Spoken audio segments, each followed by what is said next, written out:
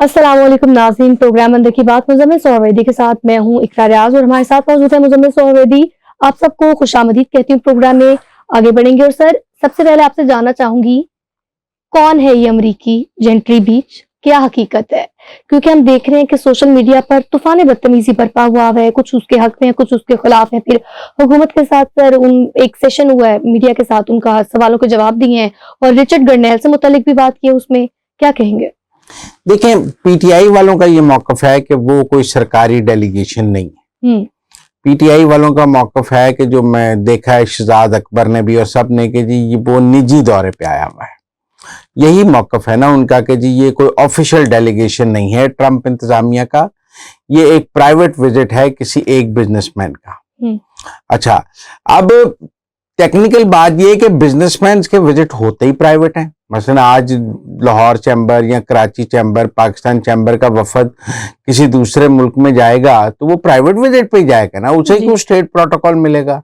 कुछ सऊदी अरब के बिजनेसमैन आएंगे वो भी प्राइवेट विजिट पे आएंगे, अमेरिका के बिजनेसमैन टू बिजनेसमैन जो रिलेशन हैं, जिन्हें हम बी टू बी रिलेशन हैं, वो तो प्राइवेट विजिट्स में ही होते हैं। सरकारी विजिट में तो सरकारी एहलकार आएंगे ना जी।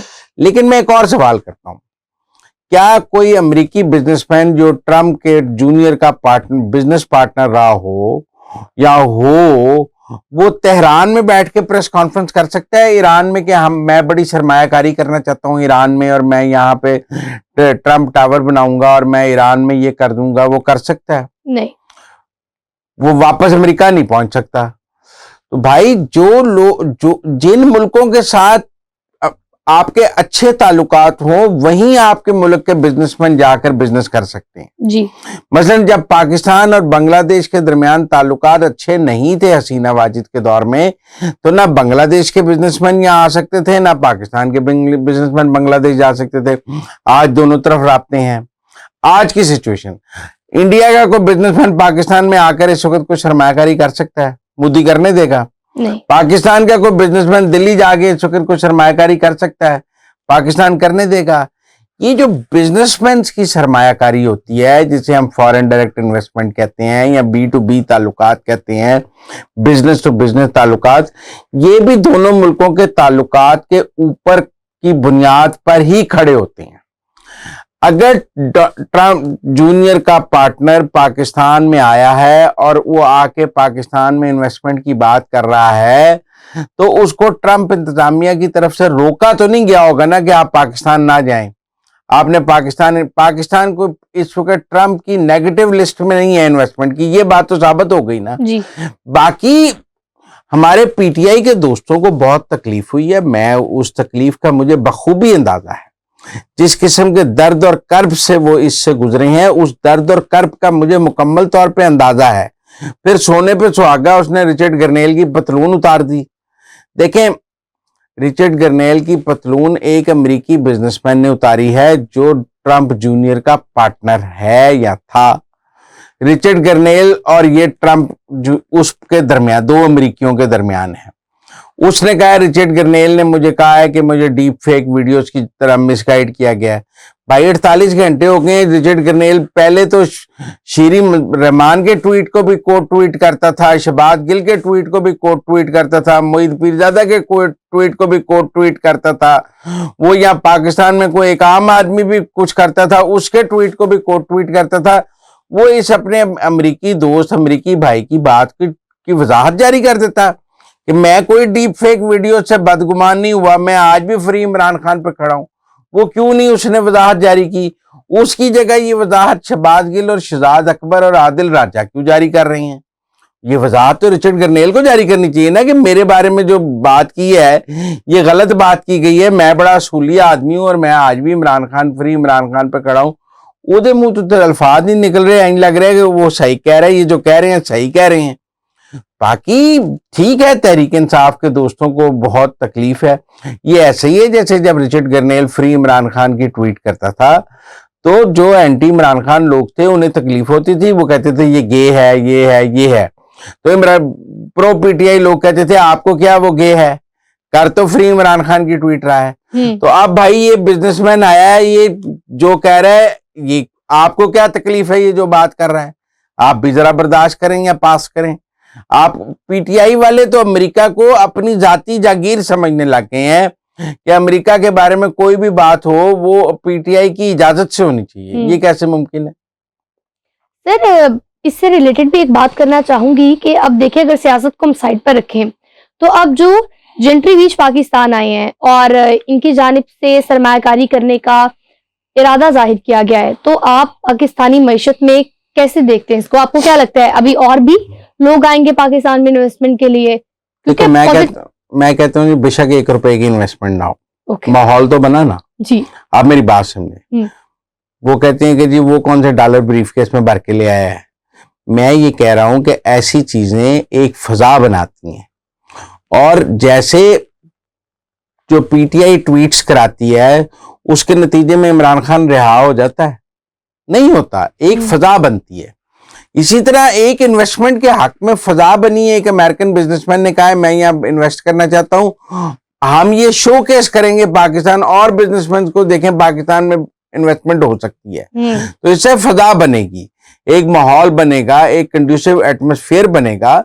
इससे ज्यादा कुछ नहीं है। बाकी लोगों जो तहरीक इंसाफ के दोस्तों की तकालीफ हैं वो अपनी जगह हैं, और जो हुकूमत पाकिस्तान के इकदाम हैं वो अपनी जगह हैं। लेकिन आहिस्ता आहिस्ता पीटीआई में नाउमीदी बढ़ रही है, क्योंकि ट्रंप की तरफ से वो कुछ नहीं हुआ जिसकी उम्मीद की जा रही थी, इसलिए नाउमीदी जो है वो साफ नजर आ रही। सर आगे बढ़ेंगे, बात करेंगे कि पासपोर्ट ब्लॉक कर दिए गए हैं, क्या वाकई ठीक है? जिनमें मलिक रियाज साहब का नाम भी आ रहा है, क्या उनका पासपोर्ट भी मंसूख कर दिया गया है? लेकिन ये भी जराये से खबरें आ रही हैं, लेकिन मैं समझता हूं कर देना चाहिए। क्यों नहीं करना चाहिए? मैं समझता हूं ये जो फराग होगी जो है वो करप्शन करके नहीं भागी हुई, मलिक रियाज करप्शन करके नहीं भागा हुआ।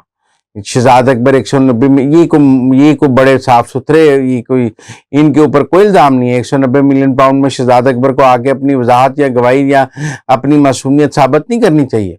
अली रियाज मलिक क्यों नहीं होने चाहिए इनके पासपोर्ट? मेरा तो ये सवाल है कि अगर रियासत पाकिस्तान ने अब तक नहीं किए तो क्यों नहीं किए? वैसे इन सब के पास दोहरी नेशनैलिटी है।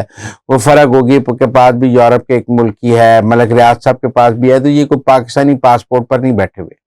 इन्होंने एक एक मुल्क और यूरोप नेशनैलिटीज खरीद ली हुई हैं, लिहाजा इनको कोई खास नुकसान नहीं होगा इससे।